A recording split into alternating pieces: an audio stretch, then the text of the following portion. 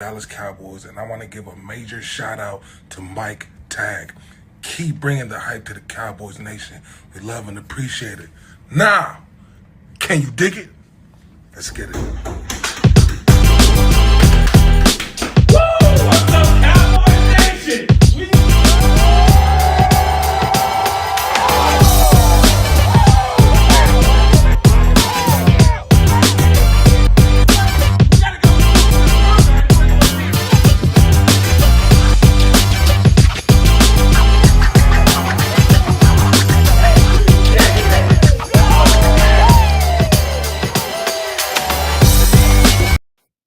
What is up, Cowboys Nation? Your boy Mike Tag here for a special Wednesday show. You know, if it's Wednesday, it's got to be special, and we are live.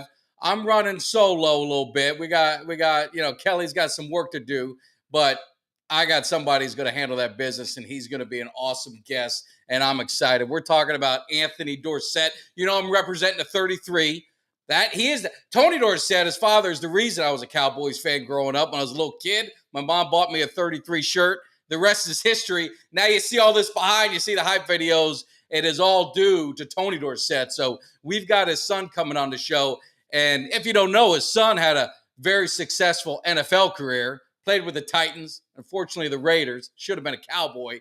But he went to 2 Super Bowls, and very interesting Super Bowls that I want to get into. Both of them have a pretty interesting storyline that we definitely want to touch on. So I don't want to waste any more time for you guys, and we got to bring in my man, Mr. Anthony Dorsett. How are you doing today?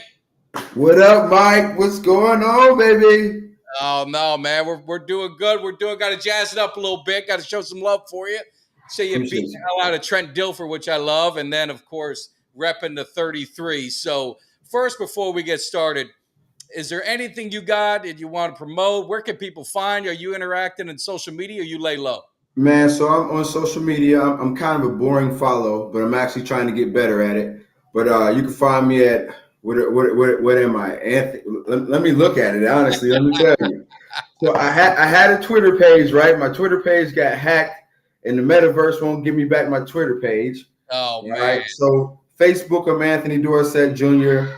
Instagram, I'm Anthony.Dorsett Jr. as well. You can just find me by my name. All they got to do is Google you, man. Anthony Dorsett, you find the man. And I just got to say, you know, we're going to talk about you, but I would be remiss not to at least give a shout out, because we got a lot of Cowboy fans, and, you know, your father is the reason. I know my buddy Jeff, he wears a 33 jersey. When we go to the games and we go anywhere, he only wears Tony Dorsett. Tony Dorsett is the reason most people my age, maybe yours too, we're close in age, that are Cowboy fans. So it's definitely an honor. Oh yeah, man. Like I anyone that's close to, say, 40s, mid 40s, close to 50, whatever, they all had that experience of, you know, having the pleasure of being able to see my dad play some football. And at one point in time, I tell people, like, he was like the Michael Jordan of football. First football player with his own shoe, was all over TV doing soap operas, best dressed dude, most handsome guy. I mean, he was everywhere. He was doing his thing. You know, he was smooth. He was smooth on the field too, man. Yeah. So talk about your career. Now, you went to Pitt, so I mean, obviously, big shoes to fill going there. You grew up in the area, so I guess that maybe played a part in it. Now, did you ever play running back, or were you always a safety? Did you just like to hit people rather than be hit? Hey, bro. So I started off playing tailback. All right, and my first year playing Pop Warner, I was actually I was in Dallas for the whole summer, and the football teams that signed up, did registration, all that kind of stuff, and everything else like that. By the time I'd actually got back, and at that point in time, me and my mother had moved from Pennsylvania, and we were actually living in Atlanta. And so I left Dallas, I fly back to Atlanta, and say I get back to town on like a Wednesday or Thursday.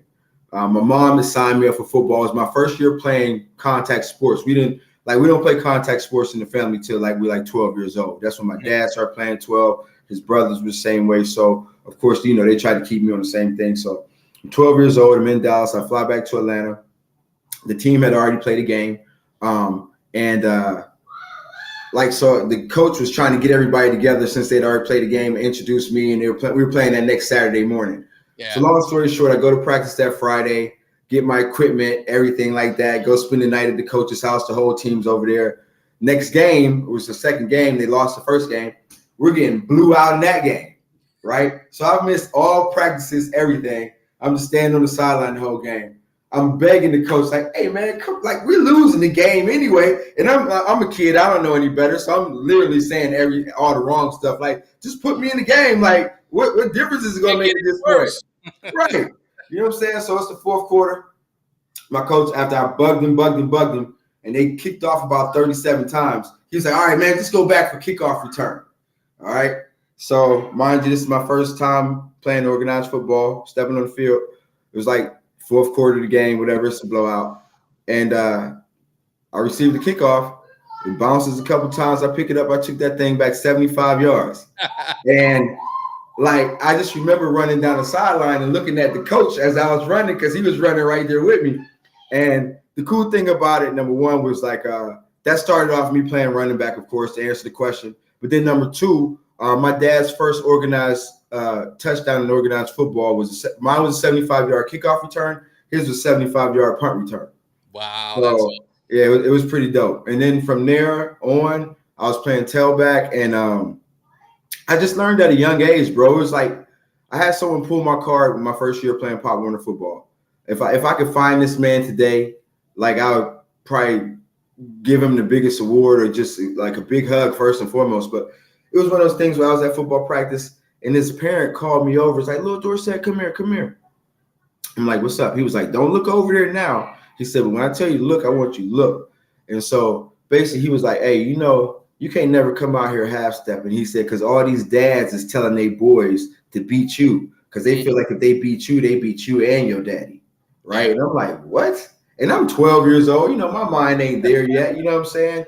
But when he pulled me in and then he goes, okay, now look over there. And so as soon as I looked over there, like everybody that was over there was looking at us. He said, you see everybody looking at you?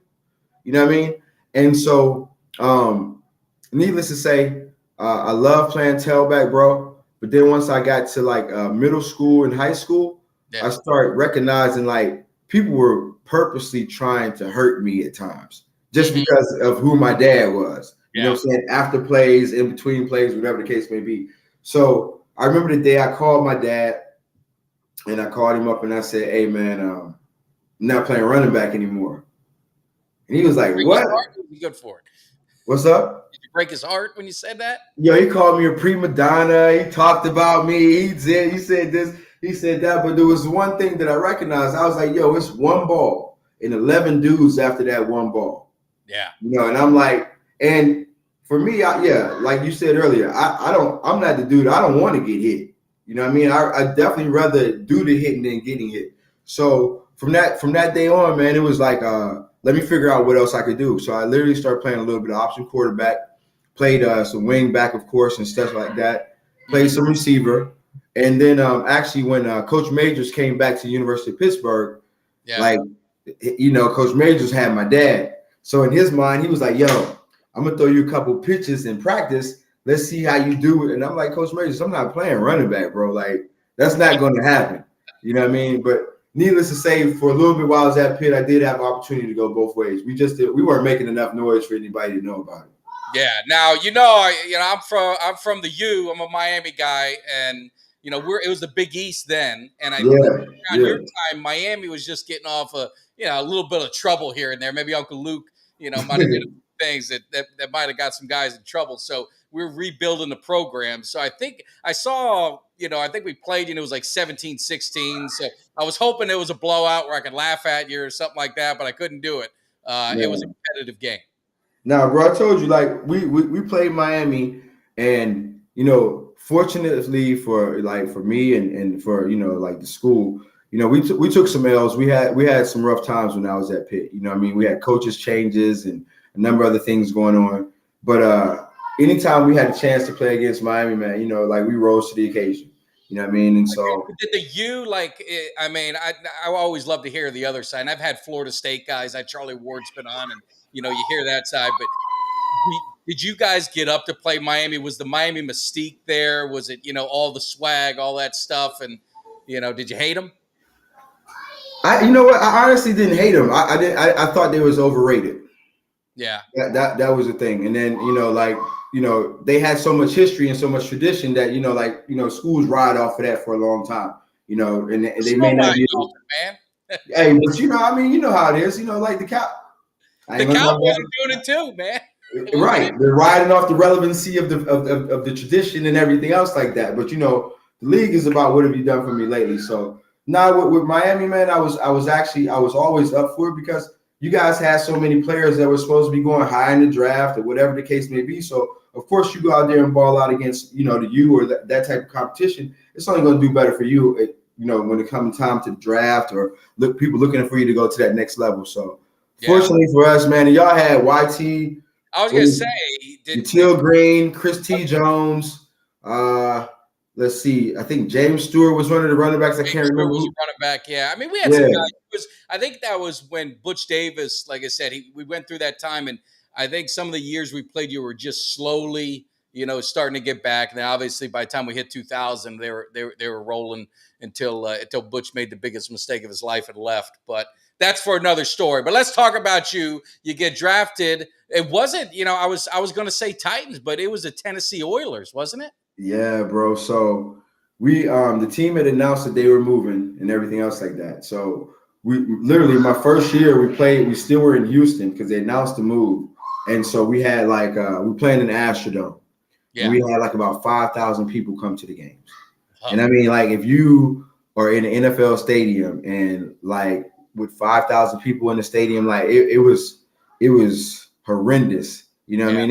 It was not the NFL experience that I was expecting. Almost like the COVID. I went to the Cowboys and the Falcons. I took my daughter to her first game. That was if you remember that game, that was where we were getting our butts whooped and we came back.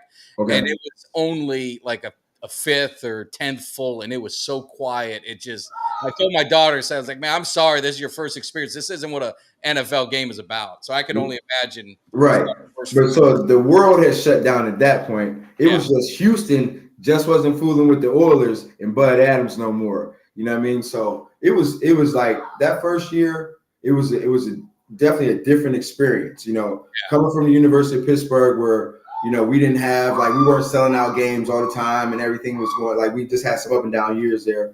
And then of course, you get into the NFL and you're just waiting for this whole big to do, next level, everything is going to boost itself up from not only just the play, but the crowd participation, fans, everything else like that. And then going down there and having that happen, it was a quiet Astrodome every home game to the point where you could honestly hear what people were talking about in the stands. You know what I mean? It was that quiet. Was Bubba McDowell on the team when you played or no? Or is he so he was actually gone. The secondary they had when I got there, though, had been a pretty successful secondary. Most of the starters had made the Pro Bowl. Chris Dishman, yep. Darrell Lewis, Marcus Robinson, and Blaine Bishop. Yeah. And all four of those dudes had already made it to a Pro Bowl at one point in time. You know what I mean? So it was a pretty vet group, but I learned a lot down in there. No, well, you got things going, and you get to the Super Bowl. Then they moved on and it ended up being the Titans. And I mean, just an amazing game because you're going against the greatest show on turf, right? And all the hoopla and everything that went with it. And you guys, again, I'm going off memory. I'm not a big note taker, but I think you guys were down a bunch of my memories. That you guys stormed back, and everyone knows just one half of a foot, a yard, I don't know what it was, away from winning that Super Bowl. I mean, what was that experience like? First of all, going to the Super Bowl, playing in it, you made SI. Unfortunately, you made SI with a nice, Hey, but it's still a good hit on that dude, man. It was an awesome play. It was a good blitz. The Super Bowl, the experience was amazing. That year we didn't have the week off. And, to get there, actually, we had to beat Jacksonville 3 times that year. Yeah. And the last game that we beat them was in the AFC Championship. And, of course, we were playing. They had home field advantage, so we had to go down there. And I just remember just going through that whole ride because we were a wild card team that year that actually made it to the Super Bowl. And, it was just one of those type of things where everything fell into place. That year was the first year that we actually started playing in our home stadium because when we first got to Nashville, we were playing The first year, I think we played in Memphis. Vanderbilt or something? No, we actually played in Memphis. So we were practicing, bro. We were practicing in Nashville, right? Fly down to Memphis, play some games in Memphis, you know what I'm saying? And then fly back. Like, we never had a home game like the first year there. So then we played in Vandy for a year or two, and then we got our own stadium. And the year that we actually got our own stadium was the year that everything started to come together. And man, so that wild card thing was such just the momentum that went through it. I can remember, like, just everyone talking about before we even got to the playoffs, like, wait till we get there, wait till you see how much the game speeds up. I'm like, the game is going to speed up? Like, how is the game going to speed up? It's already a fast game. You know what I mean? But of course, every play means that much more throughout that whole series of playoffs. So, dude, I'm talking about the first playoff game, of course, was the Music City Miracle against the Buffalo Bills. Shoot, you had that too, man. So everybody remembers that. I don't like. Dude, we used to practice that play over and over and over again in practice. Like, can't tell, and like literally, we used to run that play every week in practice, and like we had never used it. Now, were you on the field there? Oh, so what happened was, I think who was the kickoff returner? I can't remember who the kickoff was. Wasn't it Dice, your kickoff returner? Wasn't So it Dice? Dyson ended up taking the place. I think it was, I can't remember who was supposed to be the kickoff returner, right? So it was supposed to be somebody else. So that game, whoever it was, anyway, they came to me and I had been cramping up the game. So I've been taking IVs and everything else like that. So when they came over to look for me to do it, I was getting like IV, I was in the tent. So they went and grabbed Kevin Dyson. Yeah. And KD, he had never done it in practice, but of course, watching it, and he's a wide receiver, so his hands is going to be way better than mine anyway at that critical point in the game. And as they say, the rest is history, bro. Man, that was an amazing game. I still remember that. Right, ripping the hearts out of the Bills like we always did. That's fun. So and then the Super Bowl that you brought up, man. Like, honestly, people don't remember this, but that same season, that same year, we played the Rams in Tennessee on grass and beat them. All right. We beat them. Okay. And so by the time, the greatest show on turf was going on and everything else like that, we never had the mindset that they was going to go in there and do nothing. You had the confidence. Oh, yeah. You know what I mean? And so, and I still say to this day, I think, in my opinion, if we would have gone out in the first half and literally ran Eddie, instead of throwing the ball like as many times as we did, we have been pounding people. Yeah. Eddie George had been wearing people out. Frank Wycheck was a short yardage dude. Steve was going to pound you out too as well. And then here and there, we was dropping some balls, out the sky, with Chris Sanders or whoever else may be able to blow the top off the defense. But typically, we were a smash mouth team. And we go into the Super Bowl, and we just, the first half, we just did something that was out of our character. Yeah. No, it goes down as one of the greatest Super Bowls. And before we get going on the next part of your career, how was Jeff Fisher as a coach? I've always seen him. He seems pretty steady, easy. I'm just curious your opinion of him as a NFL head coach.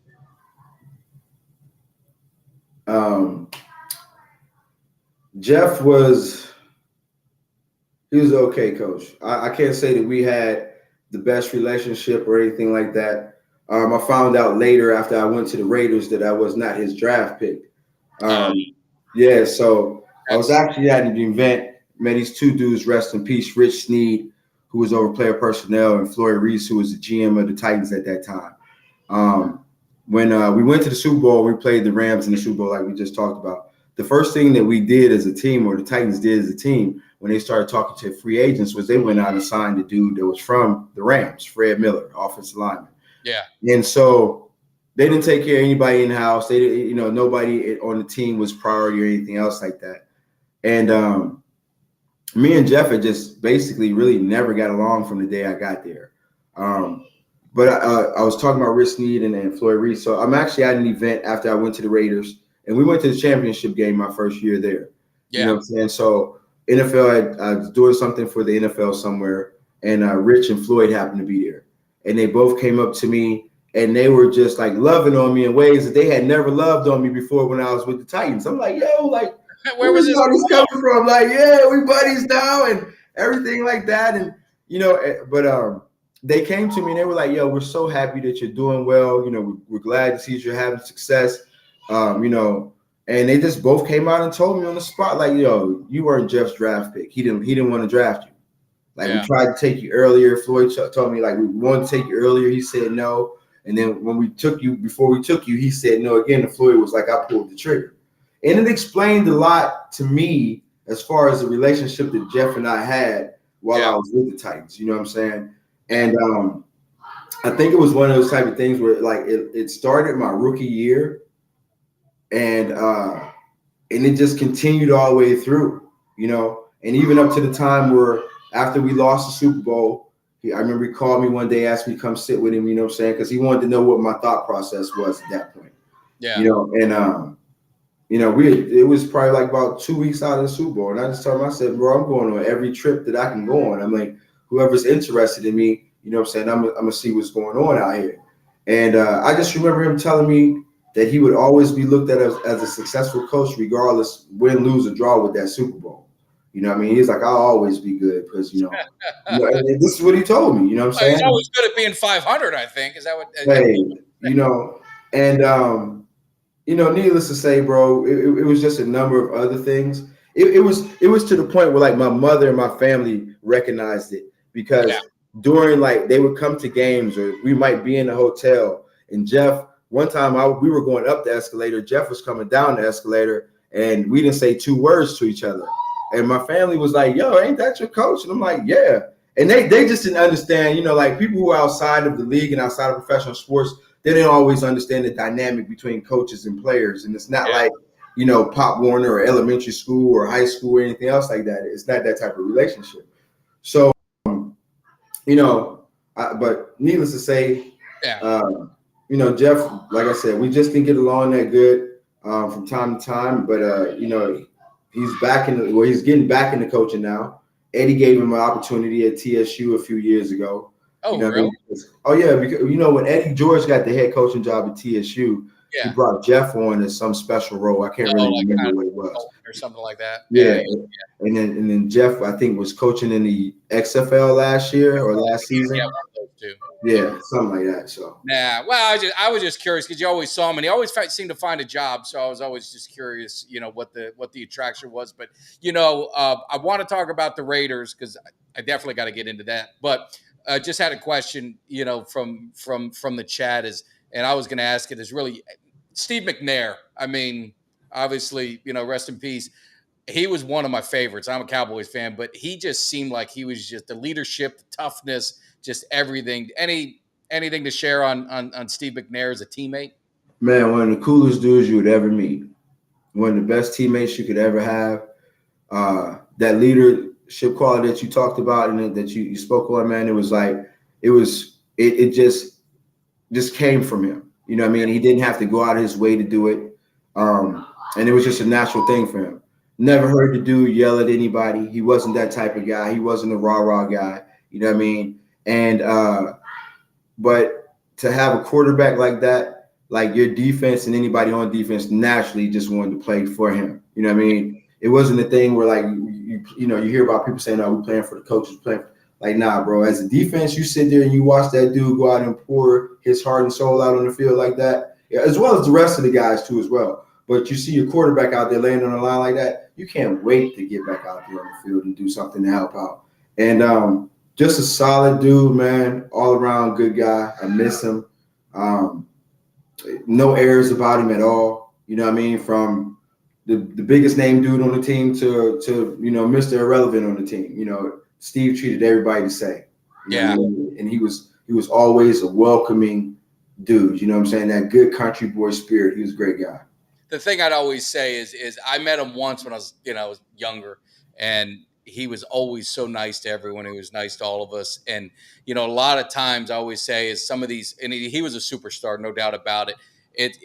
You get that moment to meet him. Mine would have been, I hate to bring him up again, your dad, Tony Dorsett. I've met him twice, and both times, I mean, the best. The very first Cowboys mini helmet I got signed was was by Tony Dorsett, by your dad. He did an appearance down in South Florida, and then the other one he did for the Super Bowl. And I got a helmet over here, and he signed it, and he put every stat, his yards, his touchdowns, America's, the whole 9 yards. And those are things I treasure. It's like I always talk about. I got all this stuff. I don't know what'll happen to it. I don't know if my kids want it or what it ends up being. But the point I was saying is when you meet your idols, the guys you look up to, you just hope the experience is good. And I just got that feeling with Steve McNair.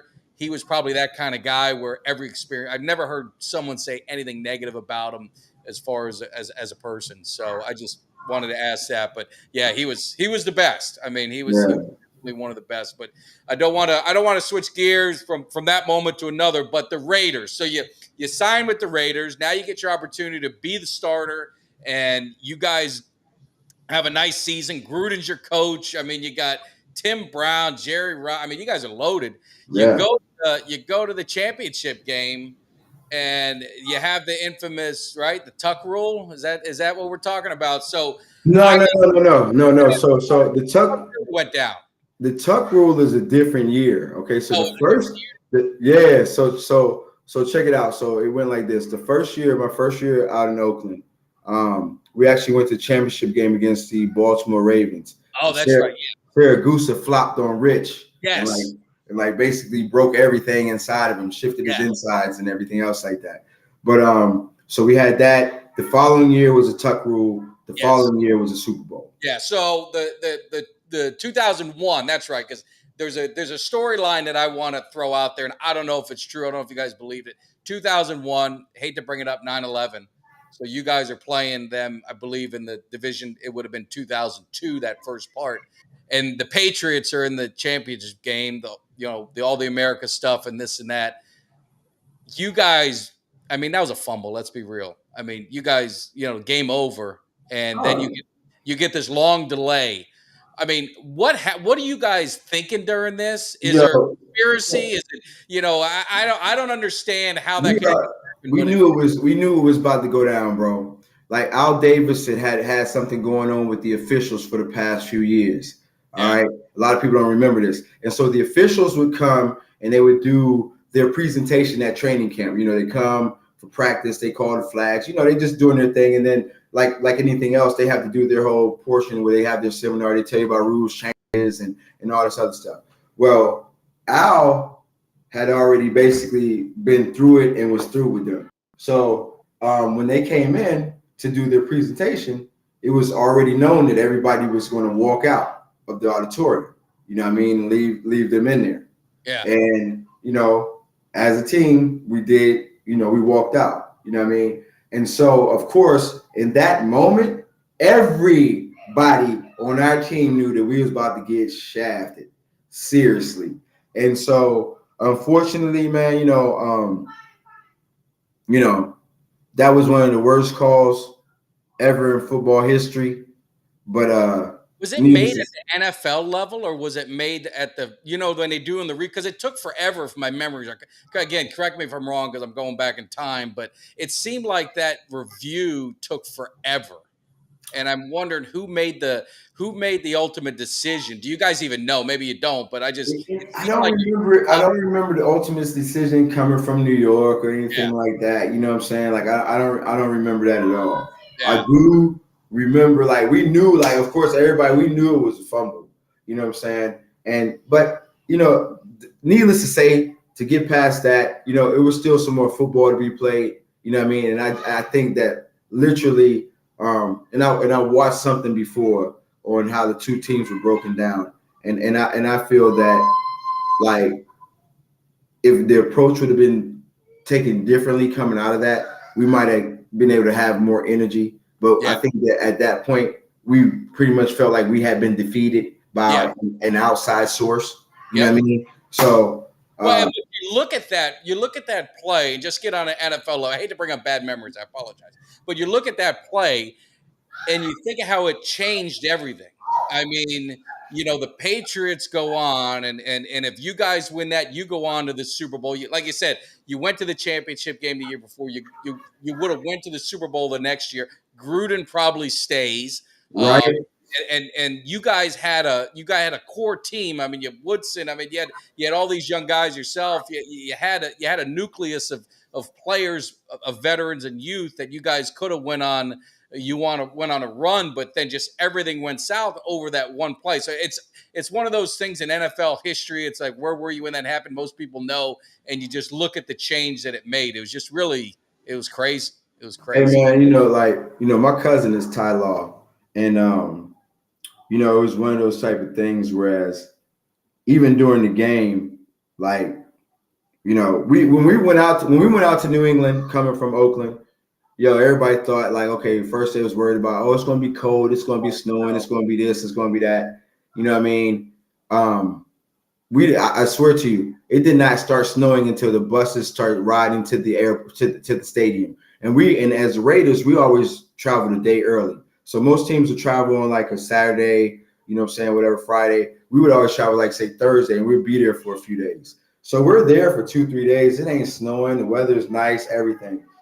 On the way to the game, the snowdrops were falling. Like, they were like this big. Snowflakes, how when you look at them under a microscope, you can see all the pretty different, like this. Yeah. So the snowflakes were falling so big that you can literally see how pretty they were when they were falling. All right. And bro, that game, it was a good game. No, it was one of the best games. Yeah. It was definitely a good game. But I will never forget the deflation that our team had on the sideline and throughout the whole part of it. Like after they basically called and said it was going to be a incomplete pass or whatever, like the energy went out of the team at that point right there. Man, yeah. So it goes away. You lose Gruden. He goes to Tampa. Now you guys are still. I mean, your team's still there. You're still good. I mean, ain't no doubt about it. You guys know you got a Super Bowl team, and now Tampa was always just right there. So you have to have this feeling. The coaches and ownership got a feeling that there's a possibility that our paths are going to cross again. And in that Super Bowl, you guys do meet. And again, I live in Tampa, so I hear all this. I heard all the stories about it. And it just, you heard John Lynch, you heard all these players. They knew everything the Raiders were doing. And I just, for the life of me, would never understand why would the coaches think that they're going to the same offense, same plays against the coach that was the man. So during that season, of course, with having forethought into it, we knew that there might be a possibility that we might see John in Tampa. So during the year, Jerry Rice and Tim Brown both went to Callahan. Callahan got named the coach after Coach Gruden got traded. You know what I mean? Like, that was a whole different situation that I had never heard of before to begin with anyway. No. So needless to say, like, nobody on the team really liked that move. None of the players, you know what I'm saying? But so Coach Gruden gets traded. Callahan basically is offensive line coach, offensive line guru. But then he gets the job. Didn't know I don't know his background well enough at that point to say if he knew how to call plays, if he was offensive coordinator, if he was offensive minded in that way, or if he was just a run game specialist. Yeah. But Jerry and Tim went to him during the course of the season and said, let's throw some little wrinkles in here in case we got to see these boys. And we got some alternatives to do instead of just running John's offense at John. Callie told him to get out the office. He told him if he needed his help, he'd tell him he needed it. You know what I mean? This is the same dude that, remember, he said that we was the dumbest team he had ever seen before. Yeah. You know what I'm saying? So his communication skills. Receivers, one arguably the greatest of all time coming in there telling you might want to listen. They got right. But then we the dumbest team you ever seen and all this other kind of stuff. So needless to say, you see the split screen, like how me and you are split screen now. You know what I mean? And you watch that whole video, and every time I watch their practice, John telling them exactly what to do. I mean, look, Rich Gannon was the MVP of the NFL. You don't go from being the MVP of the NFL to throwing 5 picks in the biggest game, you know what I'm saying, simply because you playing bad. Like, no, they knew everything that man was doing. You know what I mean? So, They talked about it for years afterwards. Sapp and Brooks and Lynch and all those guys. Oh, I talked with him. Brad Johnson was on our show, and we talked about that game. And I mean, and it was they all pretty much said the same thing in the meetings.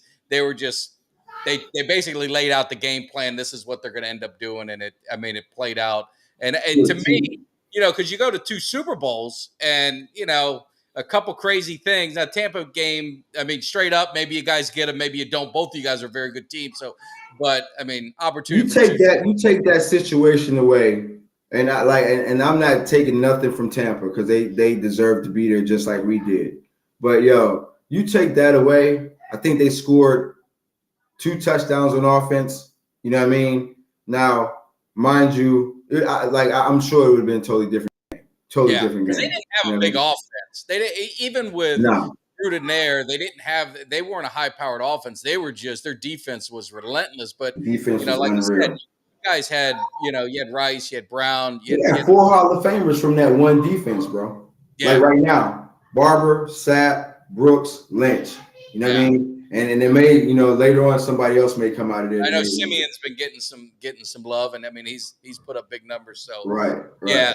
So anyway, so you had a good career, in the NFL, and obviously with the Raiders. Unfortunately, any thoughts of was there any options to go to the Cowboys, or was that never a possibility throughout any of your career? I don't think it was ever a possibility, due to an interaction I had with Jerry and Stephen Jones during the bye week I had. So I was actually still playing, and the Cowboys were playing somebody. I think the Cowboys were playing the Washington Redskins or something like that.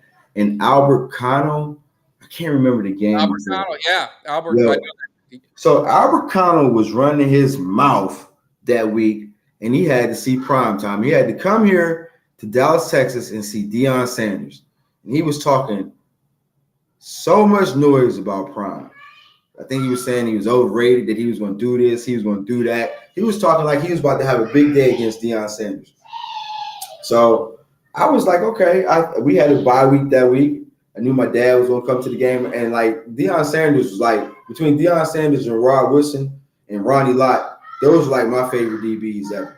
You know what I mean? So if I had a chance to go watch primetime play and I'm off, you know what I'm saying? Like, I'm going to go to the game. About it. And plus with all that going on, hey, man, needless to say, Deion, when I say manhandled that dude that day, I'm talking about he jacked Albert Connell's butt up so many times, choked him, talked bad to him all game. Stephen Davis got a pitcher on the outside. Deion came up full speed, smacked him. You already knew when you saw that. I was like, something's up because he always like mad today for real. Like it's going down today. So after the game or before the game was over, me and my dad are leaving the suite. We go in the elevator. Jerry and Steven get on the elevator. It's just the 4 of us on the elevator.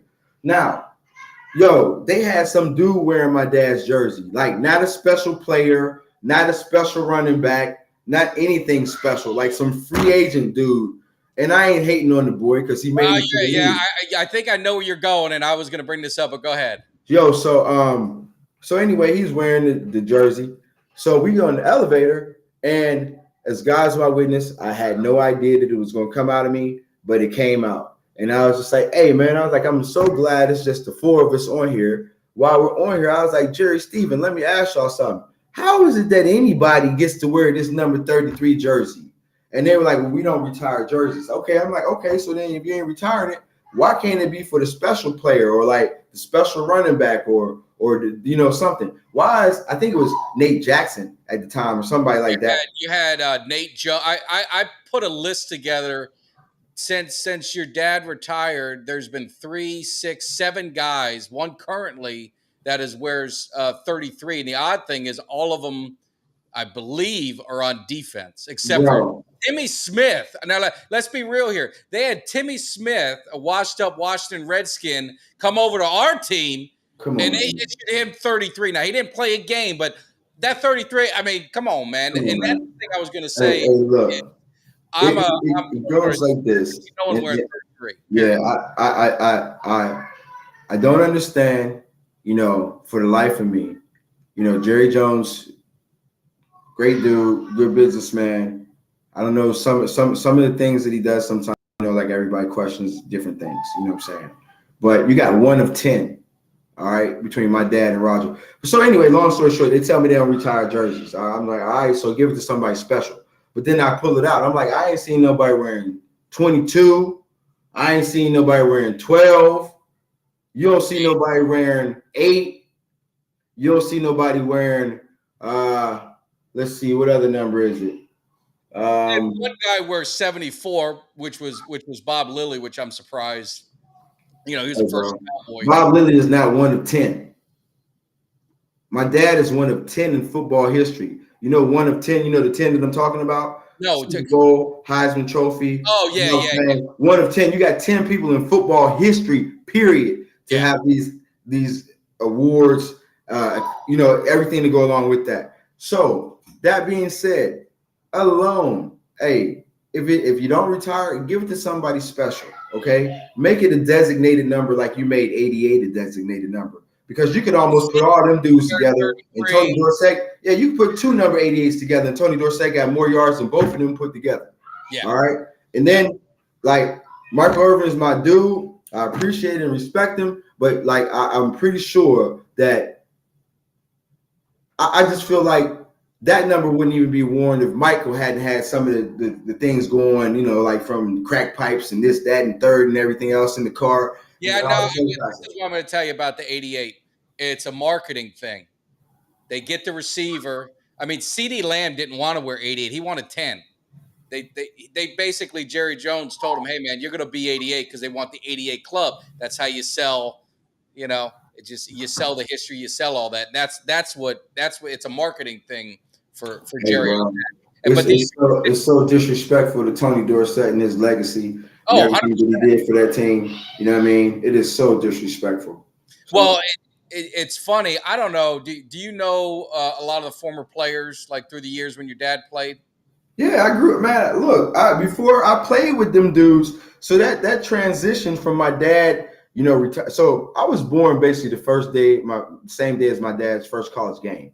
I went through the whole, when I say the whole ride, I'm talking about University of Pittsburgh, Dallas Cowboys, Denver Broncos. I remember and I saw everything. Yeah. Okay. Well, I've had former players on, and I've had Doug Cosby on. I've had Charlie Waters on. I've had Eugene Lockhart. I don't know if you remember Eugene Lockhart. He had very choice. That was like my uncle. My dad he had some very choice words to say about Jerry Jones. And go back and watch that Jerry Jones interview, or the Eugene Lockhart interview I did. It was, I mean, that man, I mean, he had a lot of hurt and a lot of passion. And the way we saw it, I didn't mean to get on a tangent on this, but it just seems like the players, the pre-Jerry players, are treated just a little bit different than the one that only one that isn't is Roger, and that's because Roger has all the land to do all the real estate deals and everything else like that. So I literally believe that if Roger Staubach in real estate, Roger would be getting a stiff arm too, like a lot of these other dudes do. And I've seen it, you know what I mean? I've seen it firsthand. I see the difference in how he treats his guys and the dudes who actually help pave the way for his guys as well. You know what I mean? we talked about. I mean, Eugene Lockhart again. I mean, he had a lot of passion. I mean, we talked about some former players that. I mean, they got nothing but an apple in the refrigerator. And I'm not saying the NFL. I'm not saying Cowboy. You know, you got to owe them a living or this and that. But you could set them up with appearances. You could do things before the game. You could give them interact because fans, they love the former players. They love the Cowboys. Throw them a few bucks, have them sign some autographs, take some pictures with some, you know, with the fans and things like that. Let them be part of the organization, ambassadors to the organization because they meant so much. And I don't know why. That they don't do that. The Cowboys are the biggest franchise in the world. I mean, I've been on shows in England. I've been on shows in Germany. So you could do it. I just don't understand why they don't. It always puzzles me. So yeah, it's a few things that will always puzzle you about how Jerry and those dudes do a couple of different things around that building and that organization. It makes you wonder. Now, are you a Cowboys fan? You know, you still follow? Bro, I've been a Cowboy fan as long as I can remember, but I'm more of a good football fan than I am a bad football fan. Period. Yeah. So when you play with other teams, and I always wondered this. So you play with other teams, but you grew up a Cowboys fan. When you retire, do you kind of go back to the Cowboys, or were you a fan even during your career? Did you keep an eye on them, or how's that Oh all? no, man! The Cowboys was trash when we was playing against them. Well, they were. Wasn't a fan of that. You know what I'm saying? Like I remember my rookie year, Deion Sanders was actually going both ways for the Cowboys. Yes. And they had that crazy offensive line with that whole offensive line: Nate Newton, Larry Johnson, Mark Tuinei, Stepnowski. Who else was on there? Did I say Larry Eric Allen? Williams. You had Larry Allen. And Eric Williams, yeah. So they had that crazy offensive line. They still had Troy and Mike and Emmett and everything else like that, but it was trash. You know what I mean? And so, no, I was never a fan of them, man. Like, never. I wasn't a fan of anybody that I played against, not never. You know what I mean? That just got canceled out. As soon as you became an opponent, I ain't like, only person I like was playing against, and I was like, damn, I'm playing against that dude, was Jerry Rice. Yeah. You know what I mean? And you didn't have that you played Emmitt Smith twice. Did you have any of that feeling? Like, did you no, get man, Emmitt? I felt bad for Emmett. It was later in his career, and the Cowboys was hey, we was hitting Emmett so I was telling him to get out the game. Like, man, just get out the game. They're not protecting you. We out here trying to kill you. You know what I mean? And like, you gotta understand. So I grew up around these dudes. Like, the first time I dunked the basketball was playing in a game with like Michael Irvin and my dad and all these dudes at this gym called Signature Athletic Club here. You know what I mean? So I used to be around Emmett, Michael, Charles, and all these dudes, you know what I'm saying? And they knew me as Little Hawk, you know what I'm saying, my whole life. So then the next thing you know, I'm at Pitt, and now I'm in the league. And it's like I'm going from hanging with these dudes as a young dude on the scene to like now, you know, I'm right here playing against these guys. You know what I mean? And I always had that respect for the way that they treated me and loved on me as a kid. You know what I mean? Like, you know, they always, you know, snatched me up, hugged on me, treated me good whenever they saw me. And so, of course, when you get a chance to play against them, you know, it's one of those type of situations where like, okay, now, you know, I got to earn respect out here. You know what I mean? So like, I'm not going to be the same kid that you knew at the same time. And I'm not going to look at you the same way either. You know what I mean? So, but nah, man, like with Emmitt Smith, I don't know. I'm a boxing fan, so back in the day, Larry Holmes, he fought Joe Frazier's son, Marvis Frazier, gave him a beating, and he was beating him so bad, he had him up against the rope, and he was trying to call the ref to come over. Right. He kept stabbing. He's like, man, just stop it. Just stop the fight before I kill him. And maybe that's because Emmett was near the end of his career. And seriously, bro, and he didn't have nothing else to prove. You know what I mean? And I was just, I like, you know, and of course he's that's Emmitt Smith. You know what I mean? He's a lion on the field. He's that's his domain. So it don't matter what I say to him or what I say, like, hey, like he ain't walking off that field, bro. You know what I mean? And he was gonna lay it out there as long as they, you know, as long as the clock was going and everything else like that. But nah, man, I mean, the craziest thing was my rookie year. I tackled Herschel Walker on a kickoff return. He was doing kickoff return. Yes, he did. And I tackled him, and I just remember the guy, whoever was doing the game for us in the stadium, was like, this is something that you'll probably never hear again. Dorsett tackles Herschel Walker. You know what I mean? And it was just. Were they friends? Was Dorsett and Walker? I know they had some. You had, you know, Walker comes in, and I remember that, and I remember when Dorsett left. I mean, as a little kid. The whole thing about the transition of players and teams changing, you know, like from guy to guy, that's totally out of your control. You know what I mean? You can't have no animosity towards that man because somebody in the front office want to do something with that guy. You know, so no, my dad and Herschel were always. I can't say like. My dad's boys were Ron Springs, Everson Walls, Eugene Lockhart, like you mentioned, Dennis Thurman, Braun Fellows back in the day, Mike Downs. Those are great. Yeah, you know, so like those era right there. Yeah, those were his boys. You know what I'm saying? So. No, that's good. So talking about the Cowboys of today, and you know, I don't know how closely you follow them. Obviously, you got 27 years Some call it a curse. Some say it's a Jimmy Johnson curse because Jerry won't put him in the Hall of Fame or the Ring of Honor. Ring of Honor, come on, man. And I think this is, you tell me if I'm right, because you know Jerry, you've been around him maybe more than me. I think the reason he won't put him in is he will not put him in until the Cowboys win a Super Bowl totally without him. If they win a Super Bowl this year, he's going to be put in next year. That's my prediction. Do you think Jerry's that spiteful, that petty? That petty. I think it is that, and probably a few other things, you know what I'm saying, that probably rubbed each other the wrong way.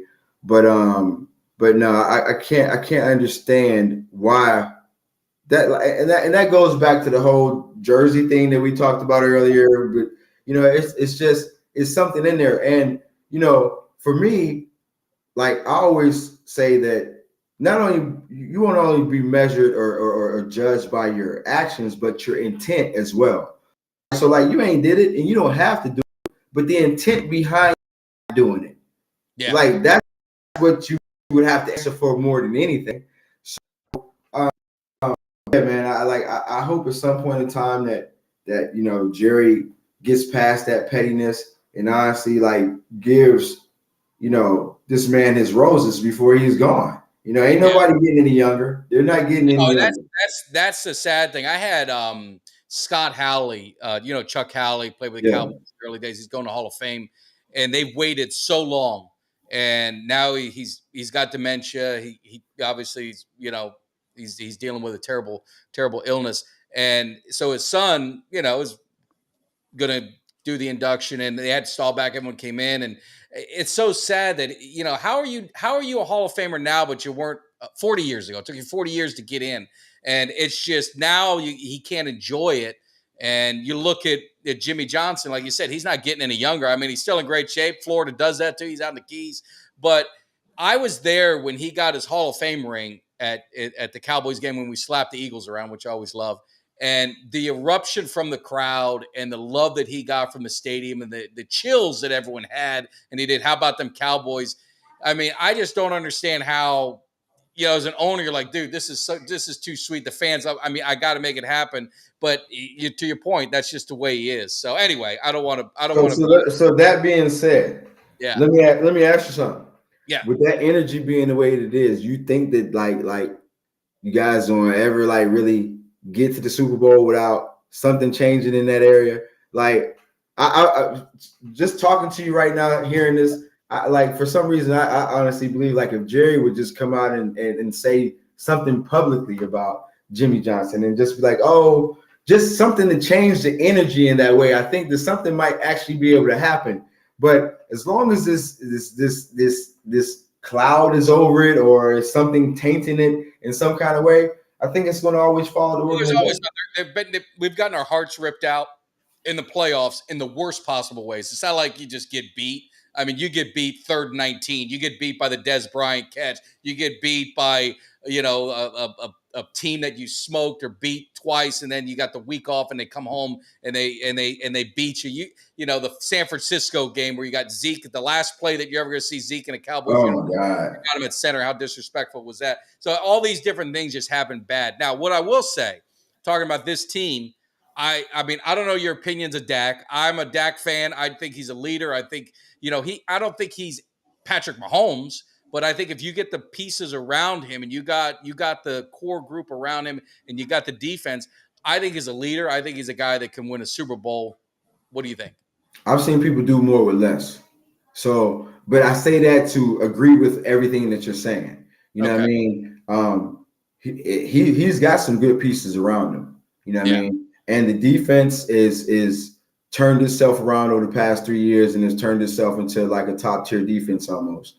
That being said, like there shouldn't be a whole lot of pressure on Dak.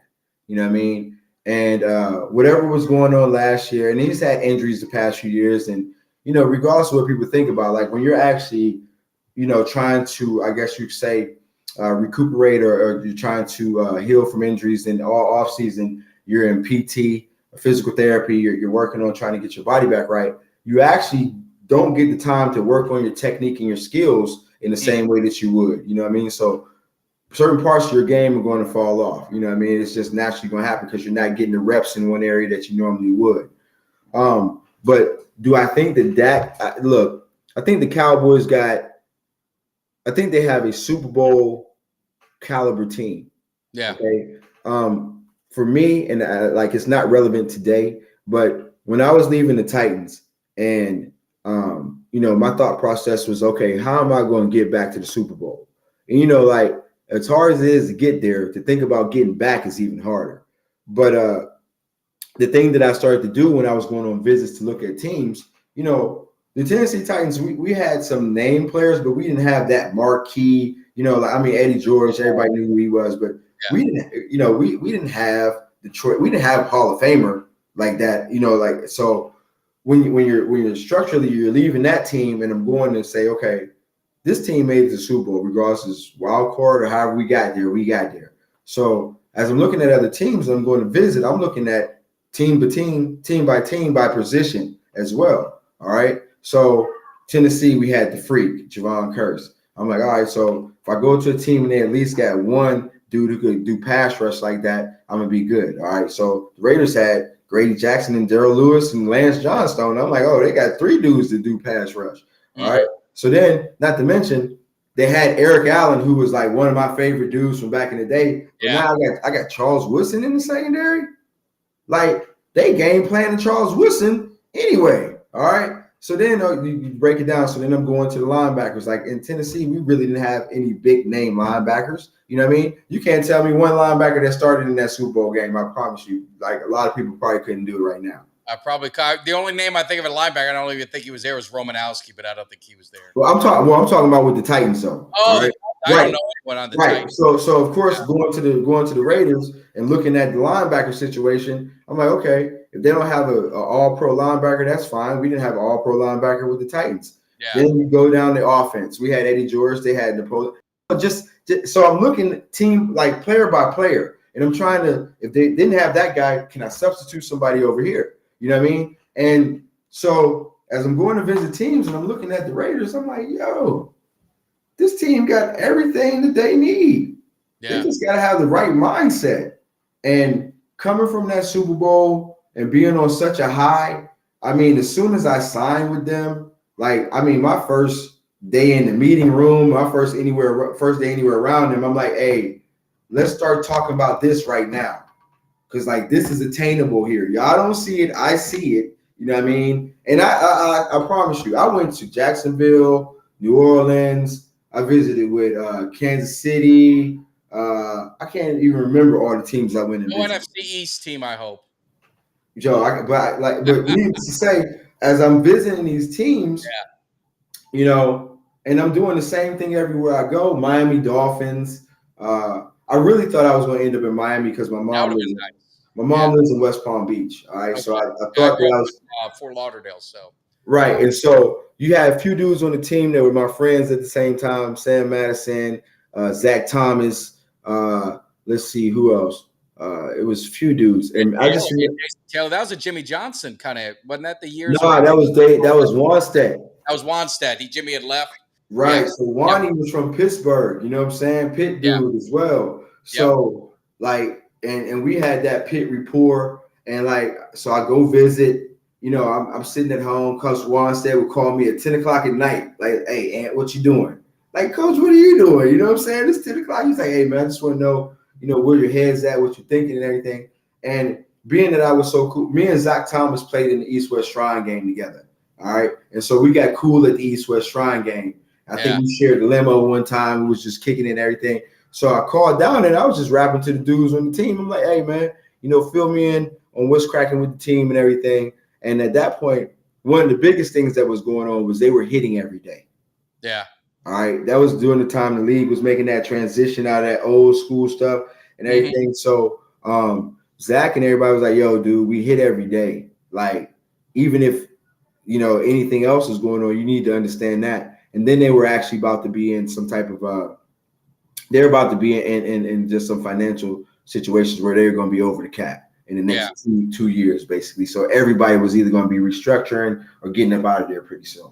So needless to say, like I said, building all the teams with the Raiders, looking at it, it worked out perfect. And I mean, like, thank God that it actually did Oh work yeah. out perfect. You know what I mean? I mean, to be on, 3 straight times the championship, going to the Super Bowl. I mean, you can't ask for a better run like that. Bro, seriously, it was everything going there was everything that I thought it could be. If we would have actually won the Super Bowl, I mean, we'd be doing a whole different show today. You know what I mean?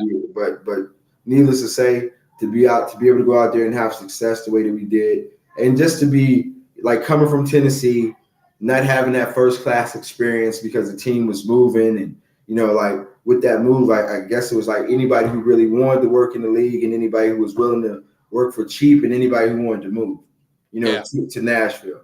So, being able to go from that new organization, so say, into like the Raiders, who was being run first class from day one. Mm-hmm. Yo, Al Davis and that organization opened my eyes to a whole new life. Wow. And John Gruden, I mean, I don't know if you want to comment or not. I mean, all the crap that kind of went on. No, they bullshitting. Excuse me. And I don't mean to curse, but hey, Gruden has never been a racist. Yeah. Like, I've known John Gruden since I was 16 years old. He was at Pitt when I went on my visit. He was a wide receiver coach. Yeah. Right? Gruden, and even when that thing came out, when they first was talking about it, I'm like, he's not a racist. He will say anything. He's that dude that will tell any joke, regardless if you're supposed to say it or not. You know what I'm saying? He used to come up to me doing warm-ups at practice, okay? And while I'd be stretching. And he'd come up to me and be like, yo, man, if I was built like you, I wouldn't even wear clothes. I'd just walk around naked all day. And this is John Gruden, you know what I'm saying, talking to me. He was like, and remember who's telling you this. I ain't just anybody. I wanted 40 most beautiful MFers in the world, because remember he made people's 40 most beautiful. Oh, yeah. You know what I'm saying? But Gru is that dude. You know what I mean? And you got a friend. You might be the guy when ain't nobody around. You might tell the joke that like everybody gonna be like, oh man, But it's Gru. And so when that whole racist thing came about, like Charlie Garner is a friend of mine, and Chuck ain't about that BS. You know what I'm saying? And if Chuck ever thought that Gru, or for any matter, some of the players followed that man throughout the league and the guys that he went and got and brought on teams with him. Yeah. You think Tim Brown is going to Tampa Bay to be with a racist? No. You know what I'm saying? Like no, bro. And unfortunately, he got caught up in a hit job more so than anything. And I think that it was definitely something that was more so designed and geared towards him because of, like, I guess what he said about Goodell, and he called him a homo so many times, and the verbiage that he used and everything else like that through those emails. Like, he definitely got under somebody's skin. Yeah. But for I think it was like 300,000 emails. Wasn't it something crazy? Oh, all these emails, they found 2 or 3 of them. Come on, bro. So out of all these emails, John, the only person that said something that wasn't right? No, I know. I would be more skeptical of who was the guy that was he was always the GM. I don't know if he was there in Oakland, but he was there. Allen. Yeah. Allen. Yeah. I don't know about that dude. I could be wrong, but I don't know. Bruce Allen, that's who it was. Yeah, Bruce. I don't know enough. No, I don't. I mean, we don't need to say. But between Bruce, it wasn't just that though. But like that whole thing, that was a whack job. And they got John up out of there. But we're gonna see what happens with this case. Yeah, because I mean, what I'm hearing, in Gruden's defense as well, Sapp was very vocal about it as well. Keyshawn, Sapp said something about it too. Yeah, Sapp, man. Oh, I know Sapp, man. Yeah. I mean, you said anything, right? Yeah. You know what I'm saying? So if Sapp ain't feeling it, and Sapp gonna tell you exactly what it is. But for that matter, I don't have a friend, whether it be sports or not, that's going to sit over here and know that this dude is a blatant racist and defend him in any kind of way. Like the game ain't like that. You know what I mean? No. So like, nah, man. I feel like I hope John gets his day, and I hope that everything comes out. You know what I'm saying? No, I'm with you. I mean to take a different turn, but John Gruden, I just thought about it. He's obviously being in Tampa. I've seen him a lot. So a couple things. I'm taking all your time, man. I apologize. Yeah, I get Pretty talking good, bro. football with someone who knows all this stuff. I got to take advantage of it. But Darren Woodson, you're a safety. Darren Woodson. I mean, he's Should not be in getting the Hall of Fame. Hall of Fame, right? I Yeah, mean, should be in the Hall of Fame. I would take him over John Lynch. Do you agree or disagree?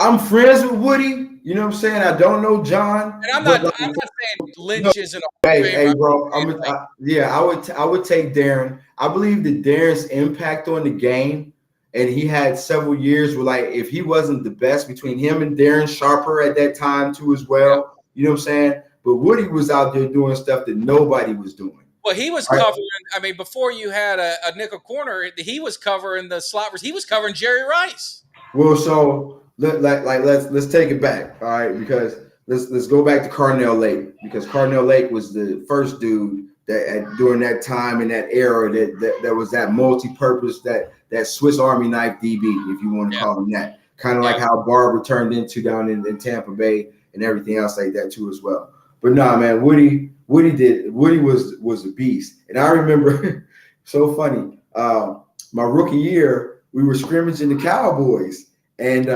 scrimmages get live. It's like, yeah. So we scrimmaging the Cowboys, and we got to do the special teams period and everything else like that. So I come out there, and Woody and Pup, why can't I remember his name right now? I just lost his name. Kevin Smith. Oh, Kevin Smith. All right. Yeah. So Woody and Pup, they call it Kevin Smith Pup. Yep. They were the vice guys on the punt, and so I was running down the right side of the punt, right? So they come out and they're like, "All right, Lil Hawk." Everybody called me Lil Hawk. Yeah. So they're like, "All right, Lil Hawk, we're gonna make this look good. All right, we'll let you get down the field, but you're not gonna make the play, right?" And me, young, dumb, thinking I'm like, "Oh man, I'm about to juice these dudes." Hey yo, Darren Woodson got in his stance and got in front of me, and I couldn't even see around him to see Kevin Smith no more, right? And I'm like, damn, this is a safety, like just this big and like this wide. And needless to say, I listened to him. They let me make it down the field. I didn't like nobody made a play, but I watched them take James Jett from the field to the Gatorade table and threw him across the table and everything else. And I was like, nah. We're going to make this look good all day. I don't want none of that right there. Oh, but yeah, man, Woody should definitely be in, man. Woody should definitely be in. Right. Everson Walls should be in there. Everson Walls is another one. Why isn't he in yet? I don't understand the politics involved in it. You know what I mean? And then, like watching Ty get in a few years ago. So when I was watching Ty go through it, and you have to have these people who are basically like literally standing on the table, you know what I'm saying? And they're out here, you know what I'm saying, pounding the pavement for you, more so helping the writers and whoever else actually get the pick to put you in there. But there's like I don't understand it. I think that some of it needs to be taken out of the people who have the vote now. I think some of that vote needs to be given away. No, you know what I mean? You need to have former players, or people who competed against them, something like that, because your fate is in the writers. And if you weren't a fan, like you're a quiet guy, you didn't want to talk, you didn't want to do this. I don't know. I think you got to get more involved. So I thought like, so watching Drew go in, what was it, last year or year before last? Before, I think it was, yeah. Yeah. So to me, like, and I know the era that he played in was a totally different era and everything, but I think what Drew had was 7,000 receiving yards. He was all decade 70s. So, yeah. Okay. So he had like, but we talking about numbers, all right? So I think he got like 7,000 receiving yards. In today's game, it wouldn't even be a consideration, I don't think. You know what I mean? As far as his stats. And then it seemed like whoever he got the politic for him throughout these years, you know what I mean? Because from the time that he broke down and said they broke my heart and everything else like that, it shouldn't take all that. First and foremost, like number one, I don't think that a player themselves should have to go out there and politic themselves that much to plead their case. No, but I tell you, I can't remember the player that told me the story, but what made that really, really, really dirty to me is he had the cameras and all in there because they told him he was going in. That was the year they did the 100th, where they brought in like 20 guys. They were gonna Oh clean yeah, up. yeah. They told him, someone had told him, you're going to be you're going to get inducted. That's why he had all the cameras there to get the reaction and all this. And then he's watching it and they just totally freaking screw him over. That's why he was so animated and so upset about it. So being close to it, I know that people do get the call before you see them get the call. They get the knock before you see them get the knock. You know what I'm saying? And I like, if that's the truth, whoever lied to him and played him like that, I can understand. I never heard that side of it at all. No, I've heard it, and it's been confirmed by a few people on the chat for what it's worth. I mean, they're not journalists, but they've heard the same or seen the show, and I can tell you that they know because man, I can't. It's just hard to believe that. It's hard for me to believe that simply because of the legitimacy of it when you actually do get it. Like, it ain't some fly-by-night person telling you like you're gonna get in. So if it wasn't Mr. What's his face, Dave, whatever his name, the big dude that just retired. Yeah. Like, if you ain't hearing it from him or something like that, and somebody just then told you like, hey, we hear you, like, nah, you can't have no legitimacy to that. You know what I mean? No, why would he? I mean, I just don't know why would he have all those cameras and have all the thing there. You know what I mean? When he's disappointed so many times. But anyway, they need to fix the Hall of Fame and get these. To your point of error, I get in this argument, and you play the game, so I'm going to respect you, and you tell me if I'm full of shit, because I get in arguments with Cowboy fans about it. Who's a better quarterback, Tony Romo or Troy Aikman? I get an argument about it, and I get called a boomer and everything else. So I'm asking a player who played at that level, who is a better quarterback? Is it even worth the response? Hey, man, I got mad respect for Tony Romo because he did his thing. You know what I'm saying? Undrafted dude, everything else like that. Yeah. But he ain't no Troy Aikman. He's not a Troy Aikman. All right. And, I think the way that Tony did it, it's because he ran around. He was like he would keep plays going and stuff like that. But nah, bro. I'm a Troy Aikman fan. I'm a Tony Romo fan too as well. But just the two of them, no. Well, I love Troy. I love, like, I'm looking at Tony Romo jersey in my Cowboys cave. Obviously got Aikman as well, but I love Tony Romo. Saved our franchise. We were we were bottom feeders. We had Drew Henson, Hutchinson, all these cast of characters that they threw in a quarterback. He came in and saved the franchise. So I love Tony Romo. I love. So you think he's better than Troy Aikman? No, not even close. Okay. It's not even close. But what I'm saying is the problem with Cowboy, and I'm going to hurt my own, so I hope no one hates me because they usually love me. Some of the Cowboy generation, they haven't seen success. You've seen 27 years. My son is 19. He doesn't know anything but disappointment. So, to him, Dez Bryant is the greatest receiver that he's ever seen. And Dez Bryant's a badass, don't get me wrong. But Michael Irvin was on another level. So, and that's why I try to explain to people, but they're like, oh, no, Dez Bryant's more talented. Michael Irvin won you talk about your father. Michael Irvin won a championship on every level he played. High school, college, Super Bowl, and NFL. And he was a big part of the reason that they won on every single one of those teams. He wasn't just kind of like the backup, or he wasn't, the third receiver on a team. He was the man. And I think there's something, and you're a much better, I was a high school schlub. You played at the highest level. There's something about athletes, and there's something there's great athletes, and then there's something inside that make them better to win. And that's why I say with Tony Romo, with my the only knock I put him on him, in big games, bad things happen. Now, I don't know if that's his fault. I don't know what it is, but there was a consistency there. So if that happens, how can you be? I can't put you up to that level, right? So like I had a coach tell me years ago, definition of competitive greatness was being great when you had to be. You know what I mean? And one thing that I learned from playing in the league is like, you know, there you got some freakish athletes out there, you know, and then you got guys who are given opportunities to do more than other guys sometimes at the same time. And so they get like I guess you could say more notoriety, or they get more success or more fame or whatever the case may be. But in doing that, when you look at the situation with say like a Tony Romo, all right, and you talk about the team that he had and the stuff that was around him, like Drew Henson, you named a few other dudes. And Chad Hutchinson, and I you mean, know, yeah, right? You had right. So there was a point in time where whoever was over player personnel and that scope that they were looking through, whether it be Jerry, Steven, and whoever else, they all had a bad scope. They had some talent on that team that really wasn't talent at one point in time. It was just a bunch of dudes out there.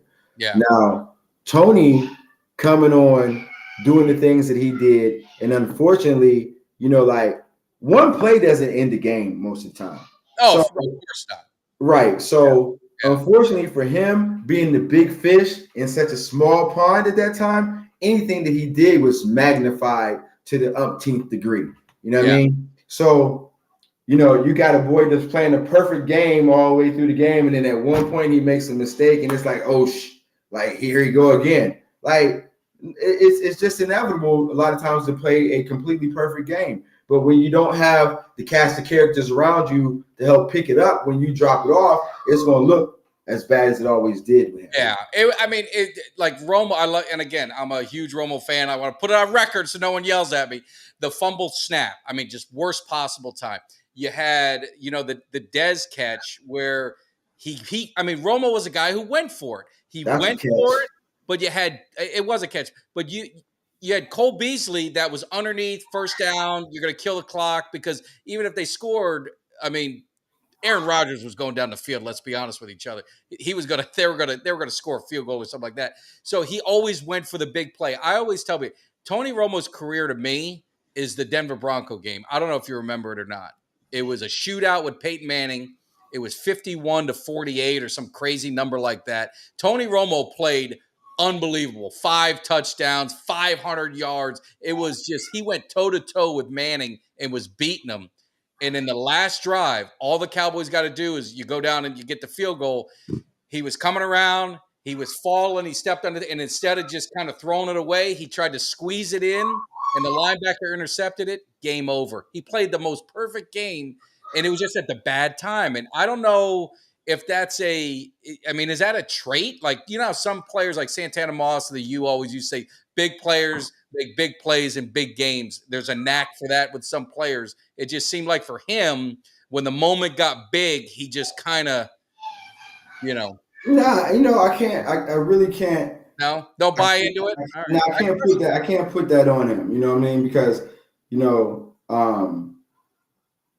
there were other games that you know when it was big games and he showed out. You know what I mean? Oh, no, yeah. So unfortunately, you know, like it happens, and that's just the nature of the game. You know what I'm saying? Like, and I tell people this all the time. You are the most vulnerable at any point in time in your life on national TV playing a professional sport. Yeah. That is the most vulnerable situation for you to be in because you could go from being the hero all day long and one play can destroy everything in a matter of, just like you said, in a matter of seconds. This dude went head to head with one of the greatest quarterbacks of all time, especially in that era. All right. And that was a Super Bowl Bronco team. I mean, I want to say they were undefeated. I think both of us were like undefeated, or we might have had one loss. I mean, it was the clash of the Titans. Right. Nah, man. Unfortunately for Tony, you know what I'm saying, certain things happen that I remember that the snap from the extra point or the field goal. Like anytime, whenever I think about him doing anything or like just remember a play, and like I don't have bad recollections of him just saying, "Oh, Tony Romo was a bad quarterback." Like somebody has to bring it up, and that's the one play that I always remember. You know what I mean? That play. You know, if he was on any other team, I always tell you, if he played for any other team, he'd be looked at as a possible Hall of Famer. I mean, if he played on another team, he played on the Cowboys. If he was in and out. If he was here now with this talent that's around him now, Do you take him over Dak? Do you take him over Dak?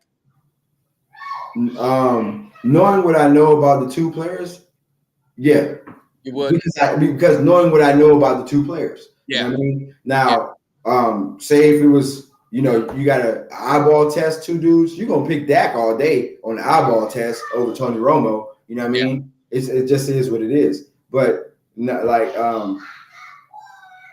but now, let me go back and think about that. Well, I mean, and you look at like with Romo, the injuries obviously hurt him. What do you think that team that had Zeke as a rookie, and you would have had Tony Romo as your starting quarterback, and you had Dez, which he had such a great connection with Dez. Dak never really had that connection with Dez. I mean, that team was pretty damn special. So I mean, and Dak did a phenomenal job getting him 13-3 and all this and that. But I think Romo's career is always going to be what could have been. Unfortunately, that's just the way it is. I mean, anytime, like as a quarterback on a big stage like that, and you're leading America's team, you have an opportunity to do it for that many years. That's that being a quarterback, that's what they, stack your career up against anyway. How many championships do you actually have? You could be a quarterback and take a team to one Super Bowl, and they're still not going to say that you're a great quarterback until you got multiple championships under your belt. You think about it, and I'm sorry for going long, but you get me started. Aaron Rodgers is looked at. Drew Brees is looked at as one of the greatest. Now, maybe they are. I don't know. I mean, I'll take someone else's opinion, but they have one ring. They have one. I mean, it's not like they won. Aikman won 3, Bradshaw 4. I mean, Brady won 7, Manning won multiple. These guys won 1, and they're looked at. It just takes 1. So that's why I was telling someone if Dak got 1, he would be looked at on a totally different level. So in the conversations that they have, okay, now they'll be like, okay, once you get that Super Bowl, you've actually done something. But now, even still, they're sitting back and, okay, so Aaron Rodgers got 1. Okay, so if he doesn't get another one, you know what I mean? You always hear them still like talking about, oh, well, his legacy ain't going to be this, it's not going to be that, whatever the case may be. So,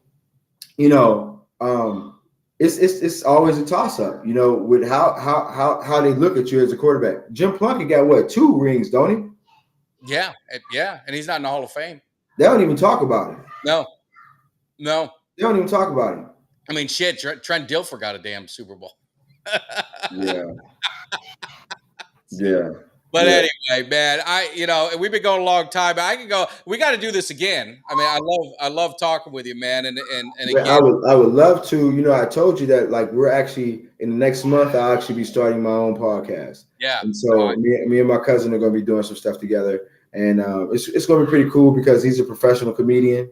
He's traveled all over the place with Gary Owens and Dave Chappelle and stuff like that. So we're going to have a little comedic relief. At the same time, we're going to be talking about football and a little bit of everything else that goes along with it. Do me a favor. If you make it happen, you got to let me be a guest on there. And I got to hear some Dave Chappelle stories because I love that man. Yo, he got Dave Chappelle, Gary Owens, but so his name, my cousin's name is Tony Roberson. He goes by T-Road.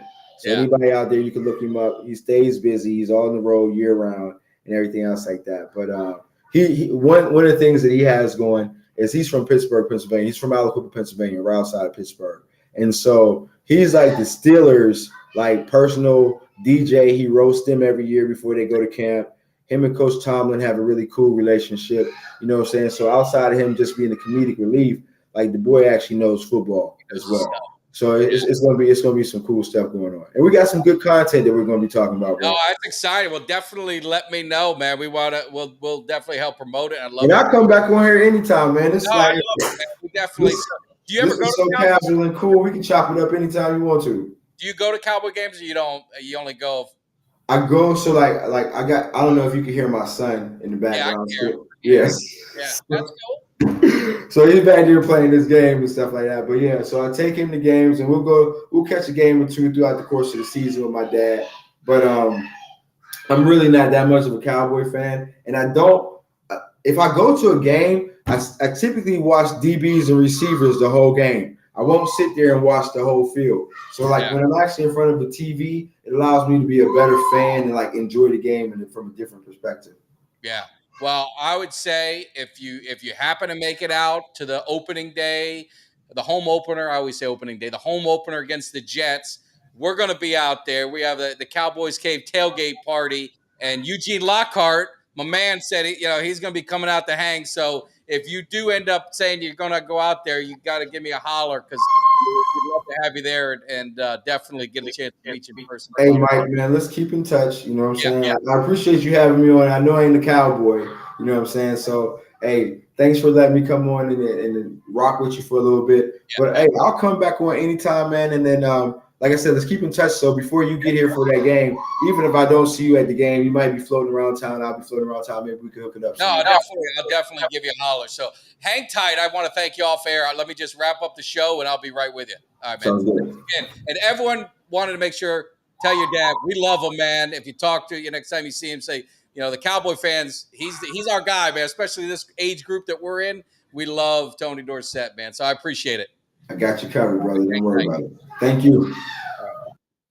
All righty, man. You guys, I went a little long, and I apologize. He's probably mad at me. Hopefully not. But, I mean, you get talking Cowboys football, the passion and everything that he said, even if it's not Cowboys, just NFL in general, it's just awesome. So tomorrow night, we got another great guest, Jay Tuck. We're talking all Cowboys. He's going to give us the insight on training camp, what's going on, what do we got to look for. He knows I bring the hype, so he knows that I'm feeling good about this season. Hopefully he is too, and everyone else. So we're going to be mixing it up tomorrow night.